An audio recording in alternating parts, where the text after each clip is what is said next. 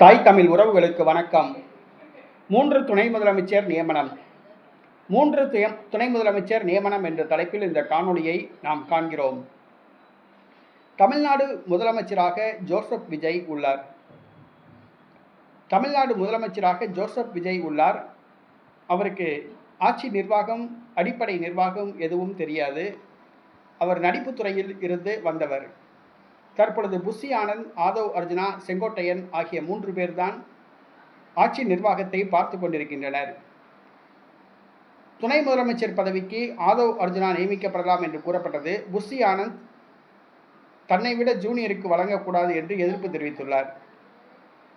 அதே நேரத்தில் ஆட்சி நிர்வாகத்தில் அனுபவம் வாய்ந்தவர் செங்கோட்டையன். தனது வயதான காலத்தில் இந்த பதவியில் உள்ளார், அமைச்சர் பதவியில் உள்ளார்.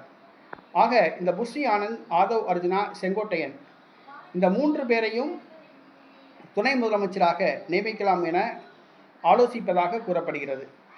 புஷி ஆனந்தை துணை முதலமைச்சராக நியமித்தால் ஆதவ் அர்ஜுனா கோபித்துக் கொள்வார்.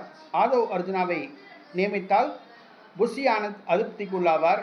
ஆகவே யாருக்கும் பாரபட்சம் வேண்டாம் என்று கருதி புஷி ஆனந்த், ஆதவ் அர்ஜுனா, செங்கோட்டையன் இந்த 3 பேரையும் துணை முதலமைச்சராக்கலாம் என்று விஜய் ஆலோசிப்பதாக கூறப்படுகிறது. பிற மாநிலங்களில் 4 முதலமைச்சர்கள் கூட இருந்துள்ளார்கள். முதலமைச்சர் பதவி என்பது அரசியல் சட்டத்தில் கிடையாது. அரசியல் அமைப்பு சட்டத்தில் துணை முதலமைச்சர் பதவி என்பது கிடையாது. கவர்னர் அவர்களுக்கு பதவி பிரமாணம் செய்து வைக்க மாட்டார். துணை முதலமைச்சர் என்று முதலமைச்சர் தான் அறிவிப்பு செய்வார். துணை முதலமைச்சருக்கென்று தனியாக ஒரு பதவி கிடையாது, தனியாக ஒரு சம்பளம் கிடையாது, தனியாக எந்த சலுகைகளும் வசதிகளும் கிடையாது. துணை முதலமைச்சர் பதவி என்பது அரசியலமைப்பு சட்டத்தில் கிடையாது. இது அவர்களாகவே உருவாக்கி கொண்டதுதான். ஆக 10 துணை முதலமைச்சர்கள் கூட அறிவித்துக் கொள்ளலாம், ஒன்றும் பிரச்சனை இல்லை. தற்பொழுது 3 துணை முதலமைச்சர் நியமிக்கப்படலாம் என்று கூறப்படுகிறது. இதற்கு கூட்டணி கட்சிகள் தங்களுக்கும் ஒரு துணை முதலமைச்சர் பதவி கொடுத்தால் நன்றாக இருக்கும் என்று ஆசைப்படுவதாக கூறப்படுகிறது. குறிப்பாக திருமாவளவன் போன்றவர்கள்.